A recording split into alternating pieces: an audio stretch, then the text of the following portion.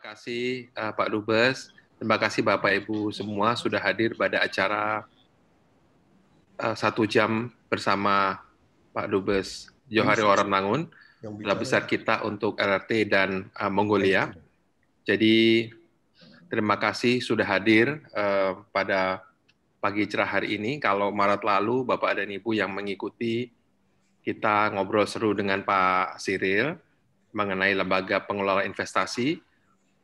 Maka kali ini kita juga akan ngobrol dengan Pak Dubes untuk topik yang nggak kalah serunya, yaitu mengenai pandemi COVID-19 yang saat ini sedang melanda seluruh dunia, gitu ya. Terutama kita pengen dengar cerita Pak Dubes ini bagaimana pandemi dan vaksin di Tiongkok ya Pak Dubes, karena kita semua juga pengen tahu sebab pandemi ini berasal dari Tiongkok.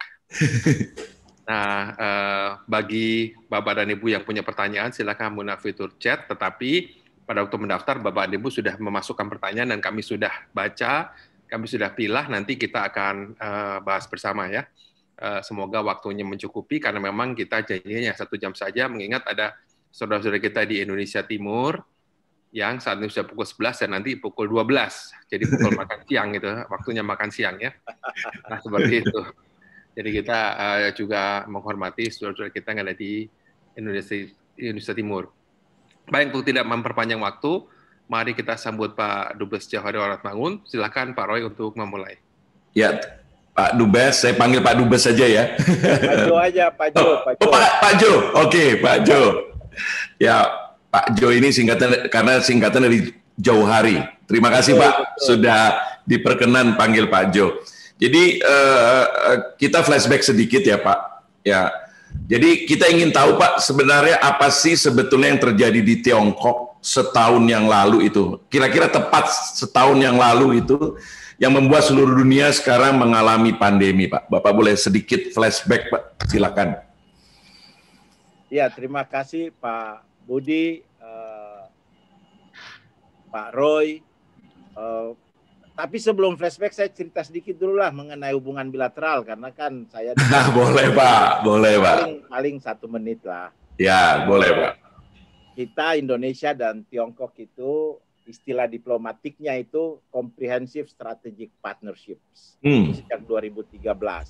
Sejak 2005 itu Strategic Partnerships. Jadi kalau istilah saya, supaya mudah dipahami, kalau dulu kita teman, sekarang kita bersahabat. Kurang lebih begitu. Nah, kita sedang merayakan 70 tahun. Akan berakhir, sudah berakhir sebenarnya, 13 April baru berakhir perayaan 70 tahun itu. Tentunya tahun 2020 sebenarnya banyak rencana kegiatan, tapi karena pandemi lalu semua kita selenggarakan secara daring, dan beberapa kegiatan misalnya launching perangko bersama lah untuk peringatan 70 tahun. Tapi kalau hubungan bilateral itu biasanya itu ada 3 pilar. Pilar politik keamanan, pilar ekonomi, dan pilar sosial budaya. Kalau saya simpel berpikir bahwa kalau kita bersahabat perlu ada perlakuan istimewa. Nanti ini kaitannya dengan vaksin soalnya. Perlu ada perlakuan istimewa, dan itu harus terrefleksikan di angka-angka. Nah, saya mau sebutkan misalnya di tahun 2020, dalam situasi pandemi, volume perdagangan dua negara itu masih bisa 78,7 miliar US dollar. Wow, itu luar biasa. Partner dagang terbesar Indonesia saat ini, jauh di atas yang lain-lain. Ekspor kita meningkat 10%, sangat signifikan, meaning that during the crisis pun sebenarnya kita aktivitas produksi itu cukup tinggi. Yang kedua itu di sektor investasi. Investasi dari China masuk ke Indonesia tahun 2018 ke 2019 itu naik 95,6%. Pada tahun 2020 itu naik 3%. Jadi sedang krisis pun naik 3%. Itu realisasinya menurut data BKPM ini 4,8 miliar US dollar. Dari Hong Kong itu 3,5 miliar US dollar. Tiongkok itu di urutan kedua, Hong Kong di urutan keempat. Nah, saya membawai Hong Kong juga, jadi kalau digabungkan dua-duanya itu sangat signifikan. Jadi itu di 2020. Di 2019 itu salah satu juga yang menonjol itu tourism economy. Itu kurang lebih 2,1 juta orang. Unfortunately di 2020 mati suri lah karena COVID, jadi sangat minim. Jadi kita berharap kemudian itu bisa berkembang di 2021. Nah, satu lagi yang kita injek dalam kerjasama ini adalah digital economy. Why digital economy? Karena kontribusi digital ekonomi di China itu sudah 32,3% terhadap GDP-nya. Di kita dengan 6 leading startup saja, e-commerce kita, transaksi e-commerce di 2020 itu sekitar 44 miliar US dollar. Kita diprediksi 2025 itu akan 130 sampai 150 miliar US dollar. Jadi itu kurang lebih kontribusinya sama dengan tourism economy, sekitar 9 sampai 10%, sama dengan kelapa sawit dan lain-lain. Nah, untuk itulah ini juga yang kita kerjasamakan dengan Tiongkok. Kalau 4 ini bisa berjalan dengan baik, hopefully akan berkontribusi kepada rate of growth kita by 2021, karena China sekarang sudah positif, malah banyak prediksi bisa di atas 8%. Kita kan baru prediksi banyak itu sekitar 4, sekian persen. Hopefully we can reach more than 5%. Itu bagian hubungan bilateralnya. Tentunya flashback ke tahun 2029 akhir saat diketemukannya ada virus di Wuhan. Wuhan itu sekitar 2,5 jam dari Beijing, dan kebetulan bulan November saya mengadakan aktivitas di sana. Jadi saya sudah 2 kali ke Wuhan. Jadi masih ingat benar, Wuhan itu kota yang berkembang pesat, dia menjadi hub, begitu juga provinsinya Hubei. Jumlah penduduknya total Hubei dan Wuhan itu sekitar 70 juta. Nah, kemudian kan mulai merebak itu di awal Januari. Di awal Januari mulai merebaknya COVID, lalu diambillah beberapa tindakan. Pada saat itu juga mulai menjelang libur tahun baru China, juga libur sekolah universitas karena kan tahun baru China. Jadi situasi cukup mencekam, apalagi jumlahnya semakin banyak, sehingga pemerintah Tiongkok mengambil keputusan untuk melockdown kota Wuhan dan kemudian provinsi Hubei. Kalau kota-kota yang lain nggak mungkin sama seperti kita PSBB ya, jadi beda, bukan di lockdown. Itu di lockdown itu semua transportasi darat, laut dan udara ke sana itu ditutup, dan memang benar-benar kota ditutup. Nah, itu yang terjadi. Memang situasi di bulan Januari itu termasuk kita yang ada di seluruh Tiongkok itu sangat mencekam, karena kita belum tahu, ini kan virus baru dan perkembangannya begitu pesat di sini, kita nggak tahu what is going on begitu. Sementara di sana kan kita punya mahasiswa juga sekitar di atas 200 lah. Jadi prioritas pertama kita pada saat itu, instruksi dari Jakarta bagaimana mengevakuasi mereka untuk kembali ke Indonesia, dan saya kira proses evakuasi sudah kita ketahui bersama. Kami berkomunikasi dengan mereka secara intensif, kemudian bagaimana kita mengirimkan 5 orang juga dari KBRI ke sana untuk mengevakuasi mereka, di mana dari kita buka posko itu di kota Changsha sekitar 5 jam naik mobil ke Wuhan. Nah, bagaimana juga masuk ke kota Wuhan pada saat itu. Ada teman yang bilang terluan dari media, kalau kita perang kita tahu ini peluru dari atas, bawah, atau udara, darat, atau laut kan. Kita dengan virus ini kita nggak tahu dia datang dari mana gitu. Jadi nekat benar kirim 5 staf ke sana. Tapi saya kira semua staf itu dengan senang hati. Tentunya kita bekali dengan masker dan lain-lain. Masih minim juga pemahaman kita pada saat itu. Dan itu harus mengumpulkan mahasiswa dan warga negara Indonesia dari 10 titik di 10 provinsi kan. Titik terjauh itu sekitar 5 jam untuk sampai ke airport Wuhan. Supaya ringkas saja ya, kemudian berhasil dari 10 titik semua ke Wuhan dan kembali diangkut oleh pesawat dari Indonesia pada saat itu ke Indonesia. Tentunya lobby untuk itu banyak sekali, tetapi yang jelas kita termasuk negara awal-awal yang bisa mengevakuasi warganya kembali ke Indonesia. Luar biasa memang keputusan Pak Presiden dan Menteri pada saat itu. Kami kan tinggal menjalankan di sini. Jadi itu. Nah, situasi kemudian berkembang ke seluruh Tiongkok. Suasana mencekam pada saat itu. Akhirnya perlahan-lahan kita mulai mendapat informasi. Kami komunikasi terus juga dengan semua warga negara Indonesia yang masih tinggal di sini. Kebanyakan warga negara Indonesia di sini itu mahasiswa dan sebagian besar pulang untuk libur karena kan itu libur. Ya, China. Jadi ya begitu. Tetapi yang tinggal kita tetap komunikasi sampai sekarang puji Tuhan, syukur alhamdulillah itu tidak ada satu warga negara Indonesia pun yang tinggal di Tiongkok yang terkena COVID ya sejak saat itu. Nah itu situasi memang mencekam. Kami sendiri di Beijing bisa merasakan situasi tersebut, di mana kalau kita dianjurkan supaya tetap tinggal di rumahnya atau compound kerjanya masing-masing, working from home, dibatasi semua pergerakan dan lain-lain.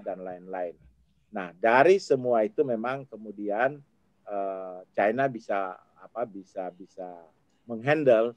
Jadi kalau menurut hemat saya, kalau mau langsung ke situ ada 7 poin misalnya. Kenapa ini dari catatan pemerintah Tiongkok juga, kenapa mereka bisa menghandle situasi COVID. Nah, mungkin untuk ketahui sekarang di China penderita COVID itu totalnya sekarang ini ya, itu tidak lebih dari 400 orang seluruh China. Dan semua itu dirawat di rumah sakit. Pada saat sedang puncak-puncaknya itu total yang terkena COVID itu sekitar 102.000 orang. 102.000 orang. Jadi kalau dibandingkan dengan kondisi sekarang di berbagai negara sebenarnya nggak banyak itu. Itu di atas 102.000 saja. Jumlah pasien yang pulih itu kurang lebih 97 ribuan, jumlah pasien yang meninggal itu 4.800-an, jumlah pasien yang masih dalam perawatan sampai saat ini itu sekitar 300-an, jumlah kasus ini yang dikhawatirkan sekarang yang berasal dari luar RRT, jadi istilahnya itu imported case itu sekitar 5 ribuan. Kenapa sekarang sangat dibatasi? Karena mereka kalau kemudian ada kasus-kasus baru itu akan menghambat proses pulihnya kembali Tiongkok baik dari COVID maupun ekonomi. Karena ekonomi di kuartal mereka tahun 2020 itu minus 6,8, tapi kuartal kedua sudah 3,2, kuartal ketiga sudah 4,7, kuartal keempat tahun lalu sudah 6,2 posisi. Wow. Nah sekarang prediksinya akan di kisaran 8%. Malah ada yang optimis, ini prediksi dunia, bukan prediksi dari Tiongkok. Kalau Tiongkok mereka bilang mungkin sekitar 7,5%, tapi banyak pengamat menyatakan bisa 8%, malah ada yang optimis menyampaikan bisa double digit. Nah kenapa mereka sukses? Mungkin pertanyaan berikutnya. Kira-kira begitu dulu dari saya Pak. Baik. Terima kasih Pak Dubes atas jawabannya, menarik sekali Pak data-data yang disampaikan tadi Pak. Faktanya menurut Bapak tadi selain tentu lockdown ya Pak ya yang cepat ya sudah dilakukan, kebijakan apa lagi Pak dari pemerintah Tiongkok yang menurut Bapak itu menjadi kunci gitu Pak ya, dan bagaimana pelaksanaannya juga Pak tentang kebijakan tersebut? Ya, terima kasih Pak Budi. Kalau menurut kalau bisa di-summarize ya, itu ada tujuh tindakan atau kebijakan yang bisa membuat mereka cepat menghandle COVID. Jadi yang pertama itu respons yang cepat dan mobilisasi SDM. Itu pertama respons cepat itu segera melockdown kota Wuhan. Karena di situ kan sumbernya, dan provinsi yang total penduduknya itu 70 juta, melockdown satu provinsi itu nggak gampang itu ya dalam konteks jumlah penduduk, dan saya kira di saat mereka di lockdown itu kita mengikuti juga dengan saksama berita-berita di televisi bagaimana kondisi lockdown tersebut ya.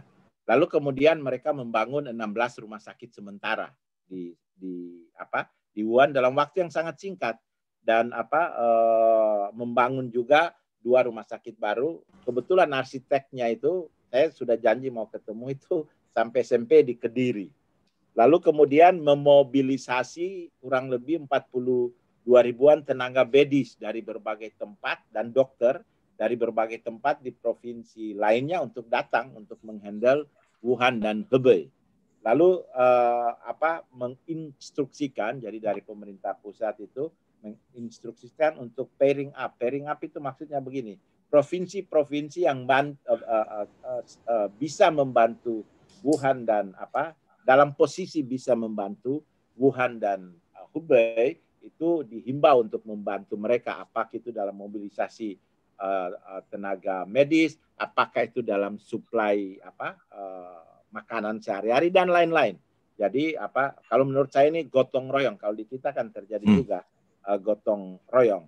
Lalu yang kedua itu komitmen politik dan penyesuaian kebijakan.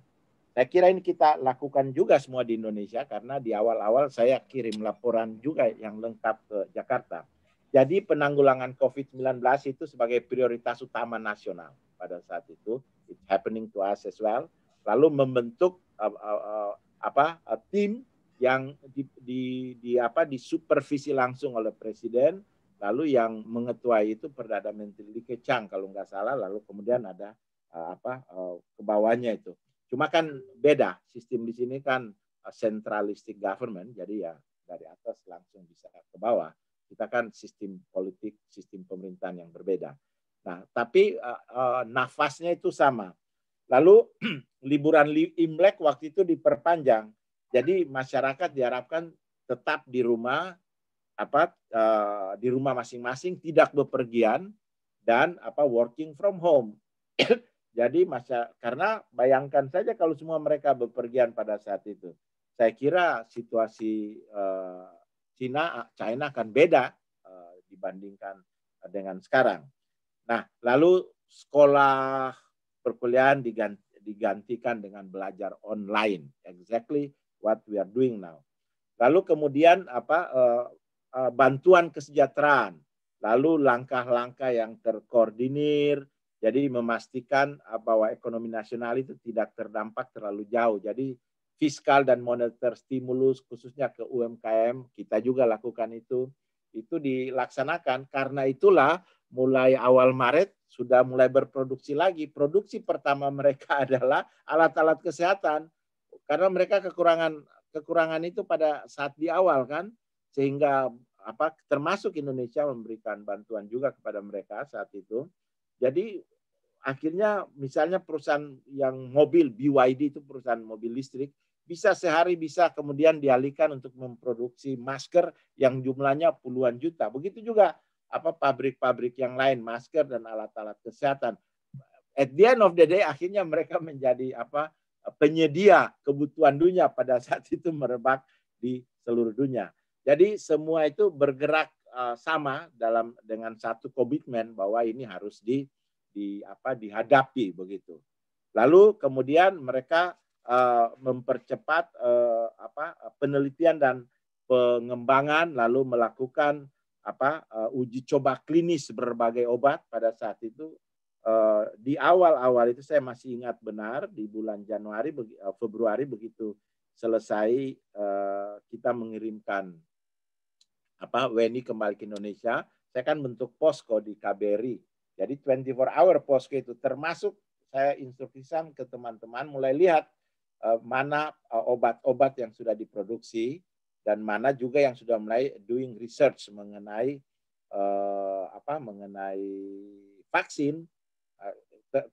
Kemudian terbukti karena obat-obat itu kemudian dibutuhkan oleh kita pada saat mulai merebak di Indonesia tahun Maret 2020. Begitu juga kemudian pemerintah China menganggap bahwa Indonesia sebagai sahabat dan kita di awal-awal juga membantu mereka. Saya hitung benar itu sejak Maret sampai April pada saat sedang krisis-krisisnya itu bantuan dari pemerintah China dan dari masyarakat serta private sector di sini juga luar biasa. lebih dari 10 pesawat yang angkut dari sini itu.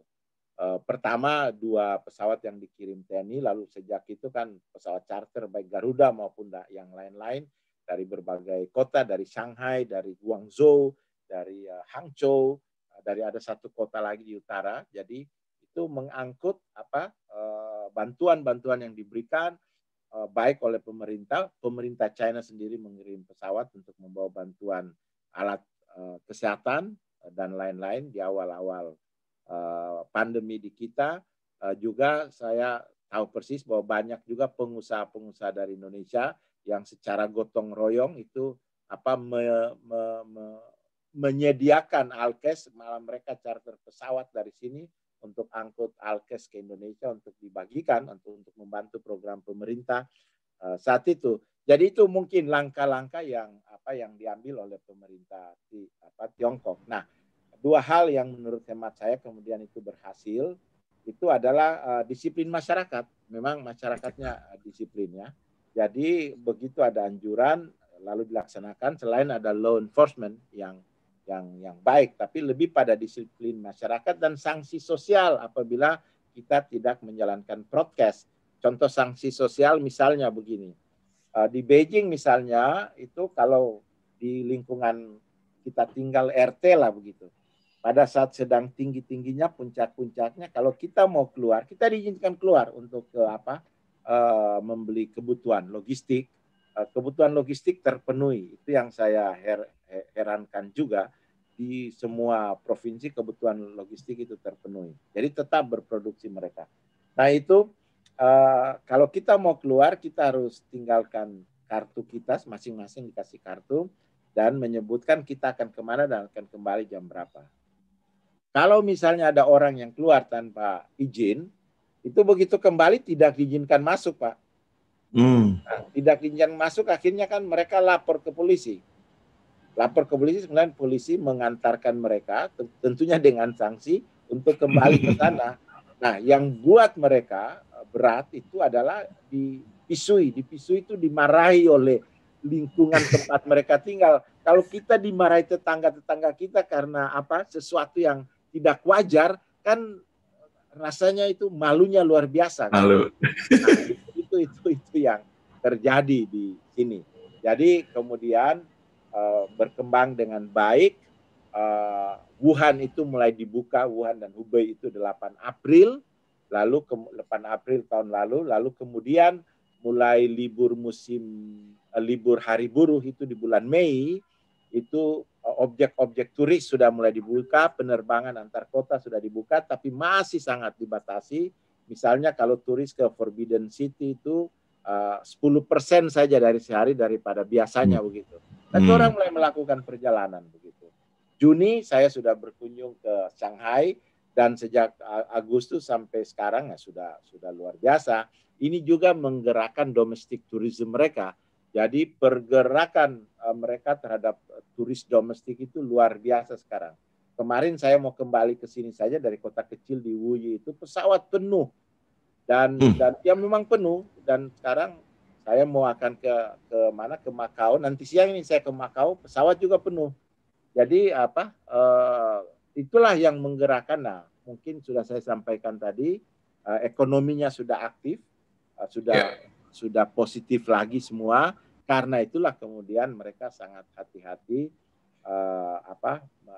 menerima orang asing, imported case itu. Misalnya bukan hanya orang, kejadian beberapa juga, misalnya itu frozen food itu, makanan beku, pembungkusnya itu ada virus COVID, itu yang terjadi di Beijing. Langsung kan daerah di pasar tersebut dan lingkungan sekitar pasar itu bulan Juni tahun lalu langsung di lockdown, itu sekitar 2 juta orang. Begitu juga di Qingdao beberapa waktu yang lalu ada juga imported case di Shanghai. Kebetulan saya habis ke Shanghai, langsung kawasan ditemukan itu langsung di lockdown. Jadi memang tidak main-main pemerintah di sini dalam konteks kalau ada kasus-kasus baru. Nah, kalau kasus baru itu banyak kan bisa berakibat pada ekonomi yang sudah mulai baik saat ini. Jadi memang sampai saat ini kebijakannya masih ketat Ke Beijing boleh, tapi karantinanya 28 hari, Pak. Sekarang saya diinformasikan sudah 21 hari. 21 hari. Sudah berkurang. Mudah-mudahan dalam waktu dekat akan berkurang. Kira-kira begitu, Pak. Terima kasih. Yang terjadi di sini. Terima kasih, Pak Jo. Nah, ini Pak, tadi kan sebelum mulai itu kita ngobrol-ngobrol, katanya Pak Jo minggu lalu tuh menemani 3 menteri ya, Pak. Oh iya. Ibu Retno, Pak Lutfi, dan juga Pak Erik ya berkunjung ke Provinsi Fujian, China. Nah, kita ingin dapat dari orang pertama, Pak. Jadi hasilnya apa nih, Pak, dari kunjungan itu, Pak? Kalau menurut saya hasilnya sangat baik ya, sangat baik untuk kita. Yang pertama tentunya membahas kerjasama bilateral antar kedua negara, khususnya di bidang membahas juga isu-isu regional maupun isu-isu global. Itu porsinya Menteri Luar Negeri. Yang kedua, Menteri Luar Negeri dan Menteri BUMN juga bertemu dengan State Councilor. State Councilor merangkap Menlu, itu Dewan Negara di sini, Wang Yi. Itu dalam konteks selain pembicaraan hubungan bilateral tadi, itu juga untuk menjamin bahwa pasokan vaksin ke Indonesia itu tidak lambat. Karena kita tahu sekarang kan kebutuhan vaksin di dunia, 7 miliar orang itu yang harus mendapatkan suntikan vaksin, sementara produksi vaksin di dunia hanya 2 miliar sekarang. Jadi semua kan rebutan itu. Nah, kita para menteri, ketiga menteri bertemu dengan State Councilor, dengan partnernya masing-masing di sini, juga dengan 3 perusahaan vaksin besar di sini yang sudah kita approach sejak tahun lalu, itu yang menjadi supplier vaksin untuk Indonesia, khususnya Sinovac ya. Sinovac kan kita sudah by the way, Chairman Sinovac itu sangat suka nasi goreng dan sate buatan Wisma, suka kayak kirimin dia tuh sate dan macam-macam. Jadi itu menjamin pasokan vaksin supaya tetap lancar ke Indonesia.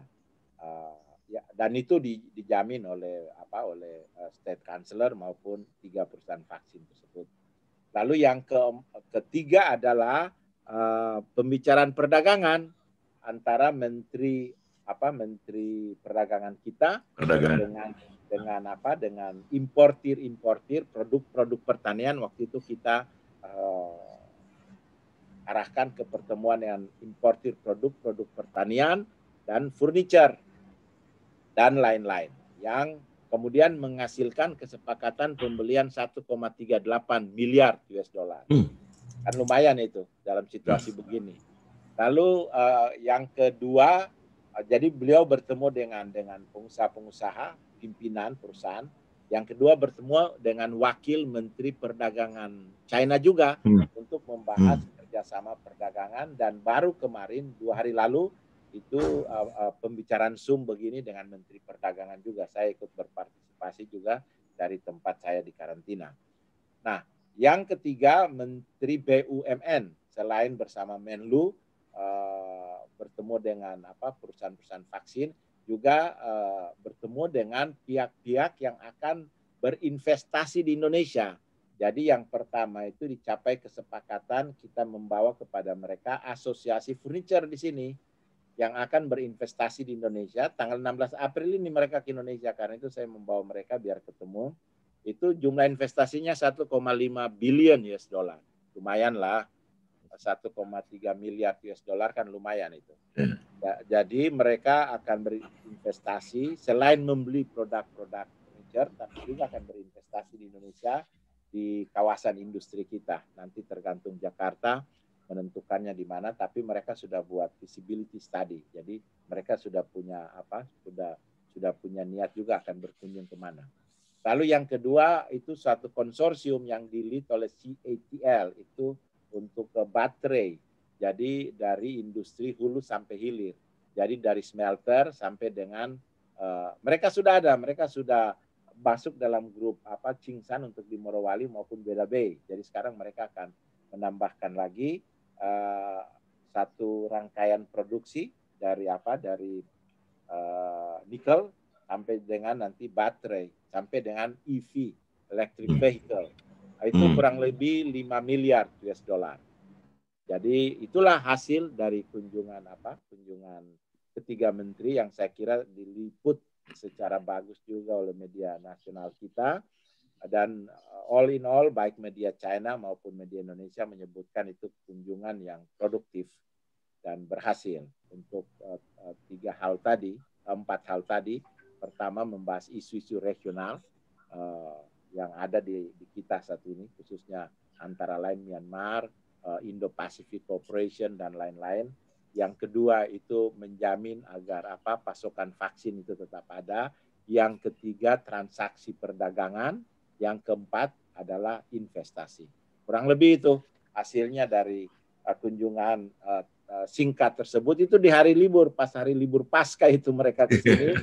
Jadi kembalilah ketiga menteri. Kami lanjut dengan karantina 5 hari semua, bukan hanya kami tetapi juga semua yang bertemu dengan pejabat-pejabat kita, dan baru kemarin kita dirilis dan balik ke Beijing tadi malam. Mungkin begitu ringkasnya Pak Roy.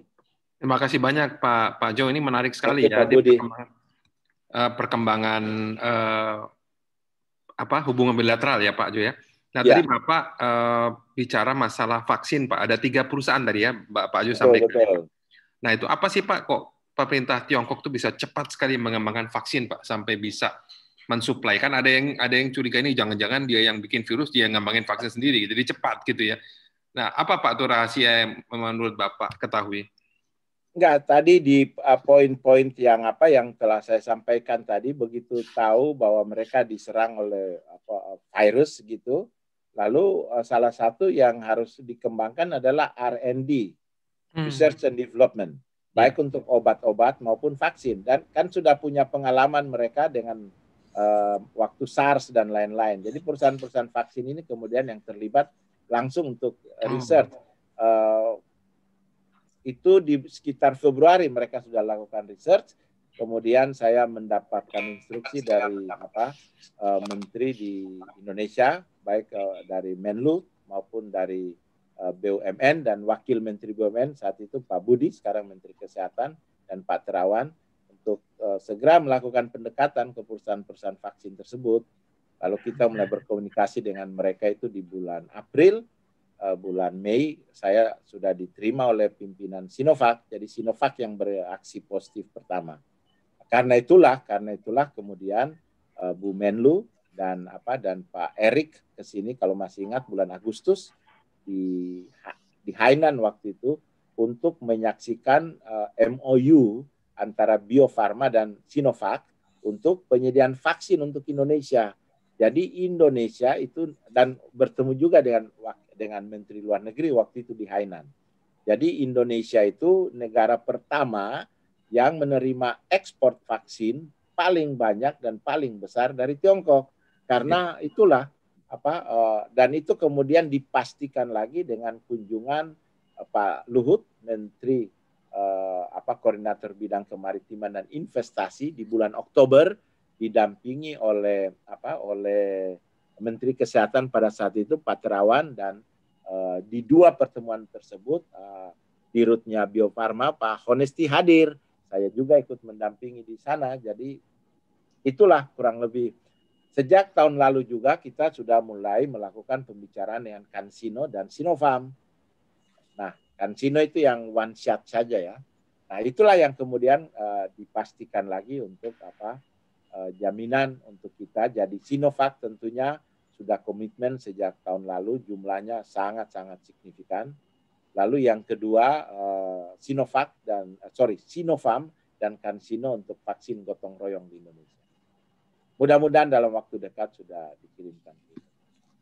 Baik Pak, terima kasih Pak untuk keterangan yang sangat jelas. Nah ini izin saya Pak, saya mau ambil beberapa pertanyaan dari Bapak Ibu yang sudah ada dari di kita Pak. Jadi ini ada pertanyaan begini Pak, kalau tadi keterangan Bapak bahwa ternyata banyak juga pengusaha Cina yang tertarik untuk tadi kayak pengusaha furniture segala macam. Tapi sekarang pertanyaan dibalik Pak, ya dalam karena mulai tumbuh ekonomi di Cina, ini sebenarnya peluang ekspor apa dari Indonesia ke Cina nih Pak? Jadi banyak sekali pertanyaan-pertanyaan justru dari Indonesia ke Cina nih. Apa yang Cina butuhkan sebenarnya? Nah ini Pak, silakan Pak. Jadi tahun lalu ekspor kita berkembang signifikan loh ke China, naik 10,10%. Jadi dalam situasi COVID itu pun ternyata eksportir kita, produsen kita itu tinggi. Jadi yang menonjol tadi saya nggak sebutkan, tapi salah satu yang menonjol adalah manmin, makanan dan minuman. Itu meningkat nyaris 100%. Makanan dan minuman. Yang kedua produk-produk pertanian seperti sarang burung walet. Itu kan mengandung kolagen sehingga meningkatkan daya tahan tubuh dan lain-lain. Itu meningkat 73-74%. Kita kuasai pasar sarang burung walet di sini itu sekitar 75%. Jadi istilah saya di sini sarang burung walet itu kaviar dari timur, makanannya spesial. Jadi harus dibungkus dengan rapi supaya mereka tetap tertarik. Nah, memang bahwa untuk masuk ke pasar China ini bukan berarti gampang ya. Ada persyaratan-persyaratan, apalagi dengan munculnya isu kesehatan sekarang kan. Jadi persyaratan phytosanitary itu kan tinggi itu. Sanitary, SPS lah, sanitary and phytosanitary. Jadi itu persyaratan detailnya bisa diketahui dari Kementerian Perdagangan maupun badan karantina kita yang ada di Indonesia. Mereka paham benar dan mereka tahu benar. Orang-orang kita di sana juga sangat profesional. Nah, yang ketiga itu menurut hemat saya industri yang akan menonjol pasca COVID itu adalah yang terkait dengan healthy lifestyle. Jadi kalau Bapak Ibu nggak sadar kan selama 1 tahun ini kita memperhatikan dengan saksama kondisi badan kita supaya kita tetap sehat. Saya sendiri dan teman-teman di KBRI 1 tahun ini ternyata kita memperhatikan itu jarang ada yang sakit. Puji Tuhan, alhamdulillah, mudah-mudahan nggak ada yang sakit ya. Tapi kan kita semua melakukan itu ya, mulai makan makanan yang sehat, melakukan exercise dan lain-lain, pakai masker. Lalu dampaknya itu terlihat kayak Pak Roy ini kan kelihatan segar banget nih, segar banget, Pak Budi juga.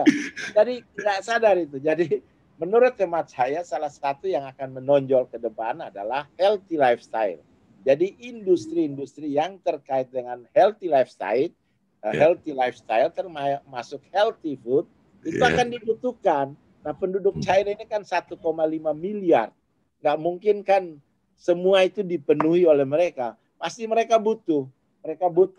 Ya, makanan-makanan yang terkait healthy food, pasti mereka butuh. Dan itu permintaannya sudah mulai banyak. Bahan-bahan baku untuk TCM. TCM itu Traditional Chinese Medicine. Itu kan mereka butuh. Sekarang kita sedang berusaha juga untuk industri perikanan kita kembali bekerja sama secara aktif. Karena produk-produk perikanan itu kan akan terkait juga dengan kita begitu.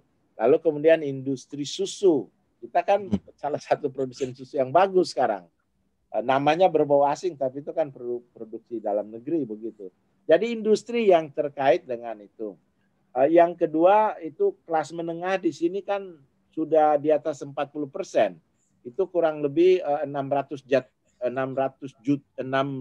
jutaan orang itu. Yang kebutuhan untuk lifestyle itu kan meningkat. Jadi tapi tentunya terkait dengan mutu. Yang ketiga industri tourism pasca COVID ini akan menonjol karena they've been saving for more than 1 year kan, they need to spend their money as well. Jadi dan ini kalau saya ke toko-toko di sini ke toko-toko yang branded begitu, wah itu saya terkagum aja lihat betapa mereka antri untuk belanja. Berpikir saya sederhana aja, nah kan they earn money, they all work, kelas menengah, they need to spend as well kan. If you have money, you want to spend it as well. Nah, salah satu yang mungkin akan menonjol di masa depan adalah tourism, karena kan lalu kemudian saya perkenalkan di sini work from tourist area. Jadi misalnya work from Bali, work from Ambon, work from Toba, work from macam-macam lah, Manado, work from Borobudur. In particular untuk industri-industri yang terkait dengan IoT, Internet of Things atau digital, kan they don't need to work dari kantor kan, mereka dengan melihat pantai atau gunung yang segar kan lalu semakin produktif. Dan sekarang banyak perusahaan-perusahaan tersebut sudah mengizinkan mereka ini staff-staffnya itu untuk work from home atau work from area in which you prefer to work with begitu. Itu bisa 3 bulan baru report begitu datang ke kantor. Jadi sudah itu Google, Facebook, industri yang terkait digital di sini juga sudah seperti itu. Jadi sekarang mereka cari area. Sekarang untuk orang China ada yang work from, seperti saya di Wuyi kemarin, itu kan kota turis di pegunungan, di Hainan itu yang mereka bilang mirip Bali, begitu-begitu. Jadi mencari tempat yang tentunya ada persyaratannya harus high speed Wi-Fi ya begitu. Jadi itulah industri-industri yang menonjol di masa depan. Itu juga kebutuhan dari Indonesia. Tentunya ekspor utama kita ke sini masih batu bara, palm oil, elektronik, baja. Sekarang kita jadi eksportir baja yang luar biasa karena investasi yang masuk ke Indonesia adalah investasi yang mengolah mineral menjadi barang jadi punya value added yang tinggi begitu. Nah, kita berharap juga dengan investasi China yang masuk untuk sektor furniture yang akan keluar dari Indonesia, impor itu untuk pasar impor adalah furniture yang punya value added yang tinggi.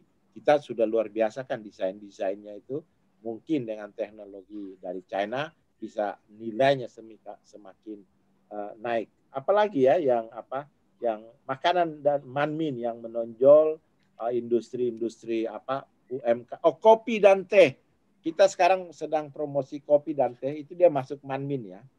Kopi tahun lalu itu meningkat hampir 70% juga ekspor kopi dari Indonesia.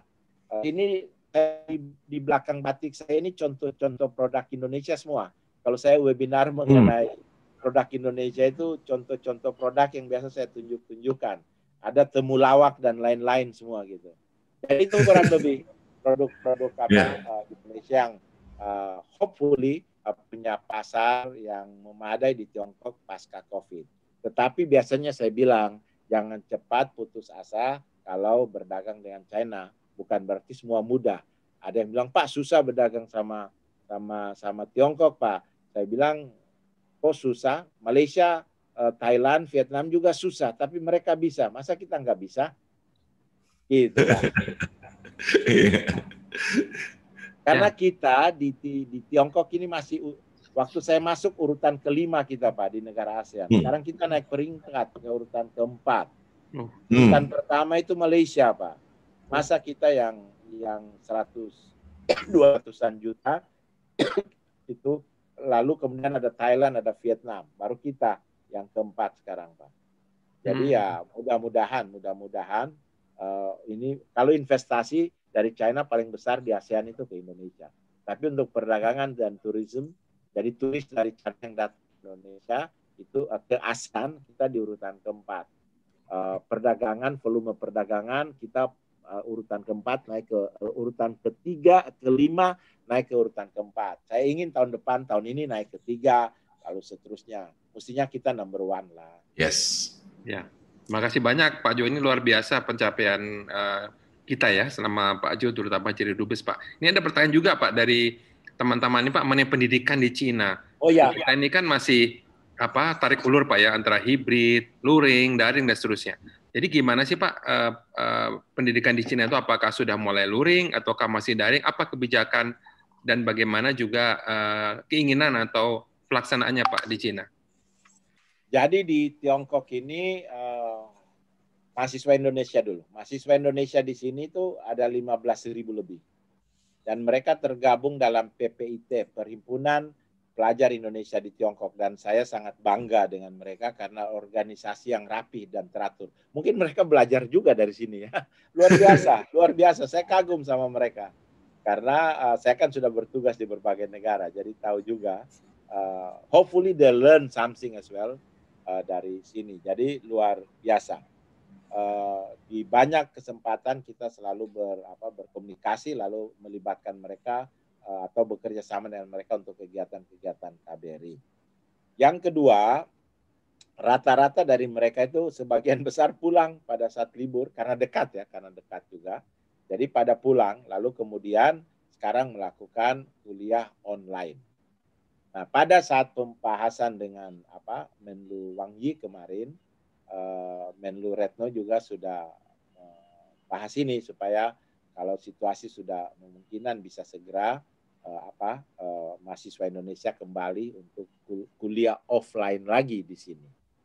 Nah, memang situasi di Tiongkok sekarang sekolah sudah kuliah offline, jadi sekolah SD sampai SMA. Begitu juga perkuliahan untuk warga negara Tiongkok sudah dimulai online, tetapi untuk offline. Tapi untuk mahasiswa asing di sini, apalagi yang pulang itu masih online, masih online. Tapi memang di sini agak masih ketat. Jadi mahasiswa-mahasiswa yang tinggal di dorm begitu belum dibiarkan belum dibiarkan ya. Ada aturan kalau mau kuliah online atau keluar dari kampusnya, itu ada aturan karena tentunya mereka tidak ingin terkena COVID dan lain-lain. Misalnya kalau saya berkunjung seperti kemarin saya ke Fuzhou, saya ingin jumpa dengan mahasiswa Indonesia yang masih ada di sana, begitu juga di Xiamen. Mereka harus minta izin kampusnya bahwa mereka ingin bertemu duta besar mereka. Jadi ada aturan dan mereka semua mengikuti itu. Nah, saya bangga bahwa sekarang ada 15 ribuan mahasiswa Indonesia di sini. Saya belum pernah, jarang sekali saya dengar bahwa ada mahasiswa Indonesia yang nggak lulus. Jadi itu juga salah satu kebanggaan saya bahwa mereka lulus, banyak lulus dengan bagus. Beberapa yang sudah pulang itu mungkin mereka belajar entrepreneurship juga dari sini, membuka perusahaan-perusahaan kecil-kecil, ada yang startup, ada yang sudah berkembang pesat juga. Mungkin sebentar lagi jadi unicorn. Jadi senang saya lihat mereka belajar di sini dan kemudian kembali ke Indonesia. Itu menjadi entrepreneur yang tangguh juga. Jadi they learn something from here, lalu they want to implement when they return to Indonesia. That's good. Yang kedua, mereka paham bahasa. Karena kan mereka belajar dalam bahasa China. Jadi mereka ini kelak menjadi jembatan kata-kata juga untuk hubungan antar dua negara. Jadi saya malah semakin encourage banyak anak-anak Indonesia yang melanjutkan studi di sini. Karena universitas-universitas di sini juga semakin bagus. Ranking pertama di Asia dan ranking kedua dan ketiga atau keempat kan ada di China sekarang. Jadi sudah banyak universitas berkelas dunia di sini. Kita juga punya salah satu dosen di Tsinghua. Tsinghua itu universitas terbaik di Asia sekarang. Itu ada dosen asal Indonesia, salah satu profesor di sana. Dulu di Amerika, terus kembali anak Medan. Profesor Stella, usianya masih 30-an. Sekarang dia ngajar di sana, mahasiswa Indonesia di Tsinghua juga ada di atas 100 orang. Jadi banyak lulusan-lulusan bagus dari Indonesia, banyak juga diserap oleh investor-investor China yang kerja yang berinvestasi di Indonesia, kereta cepat Jakarta Bandung, Morowali dan lain-lain itu malah dan industri-industri digital atau yang terkait IT, misalnya Huawei, Xiaomi dan lain-lain itu bekerja sama dengan KBRI dan PPIT merekrut tenaga-tenaga yang lulus dari sini. Jadi lapangan kerja pun tersedia buat mereka. Luar biasa ya Pak Jo ya. Jadi benar apa yang kata nenek moyang kita bahwa belajarlah jauh sampai ke negeri Cina. Ke negeri. Nah, Pak Jo, ini ada pertanyaan, banyak pertanyaan nih Pak Jo. Kalau gitu, kapan nih kita diizinkan untuk mengunjungi Tiongkok lagi? Traveling ke sana Pak Jo. Banyak juga pertanyaan pengen balik ke sana nih Pak Jo. Termasuk juga ini Pak Jo, tenaga-tenaga pendidik ya, yang guru-guru yang tadi memang ya, mahasiswa yang sekarang ada di Indonesia.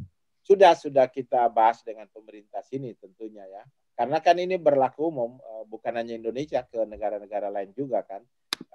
Kita sudah bahas travel arrangement dengan China, khusus misalnya untuk kerjasama di bidang ekonomi dulu. Jadi travel arrangement sudah mulai dibahas. Saya kira by the time kalau situasi kita sudah bisa mengontrol pandemi di berbagai tempat, saya kira akan kembali dibuka. Kapan? Mungkin buat teman-teman supaya tetap yang mengikuti ini atau anaknya sedang sekolah di sini atau tenaga pengajar juga, tolong ikuti pengumuman di Kedutaan Besar China di Indonesia saja, karena pasti mereka umumkan.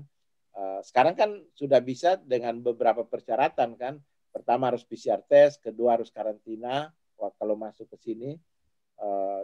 Ke Beijing misalnya 28, sekarang 21 hari. Jadi nyaris seluruh China sekarang harus karantina 21 hari. Sebelum ke China perlu ada karantina mandiri di Indonesia juga untuk mengevaluasi. Karena memang ada beberapa yang ke sini ternyata terdeteksi punya COVID, Pak. Oh iya, waduh. Iya, Pak, kan KBRI dilaporin, jadi kita tahu lah.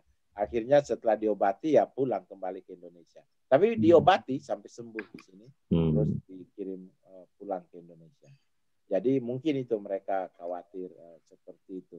Bahkan tenaga kerja China yang di Indonesia kalau kembali ke sini juga semua di tes PCR semua, lalu karantina juga semua, karena mereka kan rolling begitu loh, bergiliran begitu ya.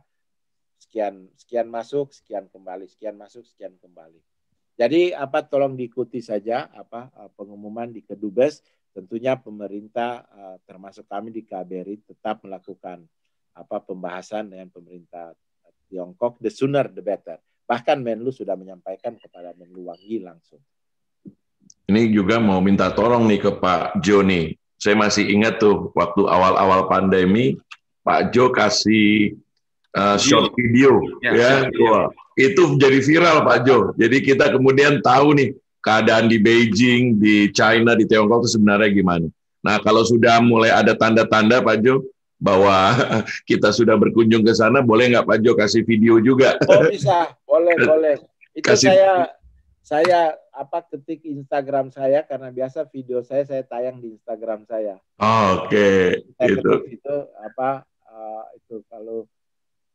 Jadi pengumuman seperti itu Pak Jo lebih efektif karena langsung viral ke semuanya. Boleh Pak. Beberapa kali saya buat video. Memang pada saat pandemi sedang puncak-puncaknya di sini, saya kan setiap 1 minggu bisa keluar belanja, saya keliling kota buat video. Dan bukan hanya di Jakarta Pak, ditayang juga di TV-TV sini Pak. Ada dubes yang nekat bikin video. Itu ada video saya terakhir viral juga di sini, tapi itu wawancara dengan media sini. Itu puluhan juta yang lihat juga. Agak sering memang media sini mewawancarai saya. Kemarin wakil dubes saya juga diwawancarai. Saya kira udah viral di Indonesia tuh, viral di sini juga mengenai perkembangan di Tiongkok. Wakil dubes juga orang dari diplomasi publik, dulu juru bicara kita waktu dia post di London dan di Canberra. Jadi dia juga dalam menghadapi media, dan di sini sosial media luar biasa ya Pak. Sosial media betul, Pak. Di sini, tapi sedikit beda dengan kita. Sosial media di sini lebih banyak positif. Jadi energi positifnya. Kalau sosial media kita harus pandai-pandai memilahnya lah, sehingga tidak semua kita kunyah dan telan begitu. Tapi by the way Pak Jo, kalau Pak Jo itu diwawancarai oleh media sana menggunakan Pak Jo bisa bahasa Tiongkok? Wah, belum fasih. Jadi saya masih bahasa Indonesia dan diterjemahkan, atau bahasa Inggris. Iya, kalau melihat kayak begitu ya Pak Jo ya, saya juga sangat kagum dengan Tiongkok, dengan China. Saya beberapa kali ada kesempatan ke sana. Jadi walaupun mereka Inggrisnya masih terbatas ya, tapi kemajuannya luar biasa ya Pak Jo ya. Tapi sekarang kalangan milenialnya kemampuan berbahasa Inggrisnya meningkat, karena rata-rata kan sudah diajarkan juga di universitas. Saya ke perusahaan-perusahaan IT misalnya, itu rata-rata semua fasih berbahasa. Apalagi CEO-nya itu, wah bahasa Inggrisnya fasih semua itu. Saya kira mulai selain tentunya bahasa ibu tetap dipertahankan, tapi mereka yang berusia kalau boleh di bawah 35 itu sejak kebijakan membuka diri lah 40 tahun lalu itu mulai mempelajari bahasa asing. Jadi tidak hanya bahasa China, Pak, yang penggemar bahasa Indonesia di sini juga meningkat signifikan. Malah mereka sekarang minta membuka kelas bahasa Jawa, Pak. Jadi di sini sudah lebih dari 9 universitas yang membuka pusat kajian Indonesia. Ya, jadi fasih, Pak. Jangan kaget kalau Bapak ke sini jumpa orang-orang China yang bisa bahasa Indonesia, belum lagi mereka-mereka yang dulu kembali kan ke sini itu kan masih preserve bahasa Indonesianya dan budaya Indonesia. Iya, tour guide saya waktu itu, Pak, dia belajar bahasa Indonesia di UGM. Luar biasa tuh. Saya kagum. Banyak, Pak, sekarang dengan beasiswa dari pemerintah Indonesia, namanya Dharma Siswa, itu banyak warga negara Tiongkok yang ke Indonesia khusus untuk belajar bahasa Indonesia. Jadi bagus menurut hemat saya dalam hubungan antar negara, pilar people to people itu kalau bagus itu akan a strong foundation. Ekonomi politik bisa ups and down, tetapi kalau people to people itu kuat, itu strong foundation gitu, itu recover-nya cepat gitu. Politik ekonomi kan ups and down. Tapi kalau people to people, ya manusia ke manusia kuat, ya cepat sekali dia kembali. Jadi menurut hemat saya semakin banyak cultural exchange, semakin banyak kita memahami budaya masing-masing bangsa, semakin banyak orang Indonesia sekolah ke sini, orang Tiongkok sekolah ke Indonesia, itu akan semakin baik untuk hubungan ke depan dua negara.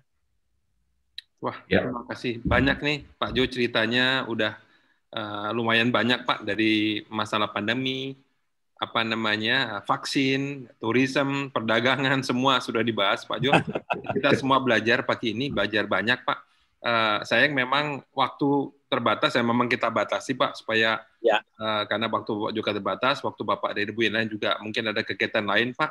Tapi anyway, terima kasih banyak atas kehadiran Bapak yang sudah membahas bagaimana keadaan Tiongkok, Pak ya, keadaan China, dan bagaimana rakyat Tiongkok dan pemerintah Tiongkok itu sudah berusaha, Pak ya. Nah, itu saya kira bisa menjadi cermin buat kita, bagaimana respon yang cepat, disiplin masyarakat, Pak ya, saya lihat ya, Pak ya. Itu juga perlu kita tiru ya, supaya kita juga cepat keluar dari pandemi ini ya, mudah-mudahan, khususnya Indonesia nih Pak Jo.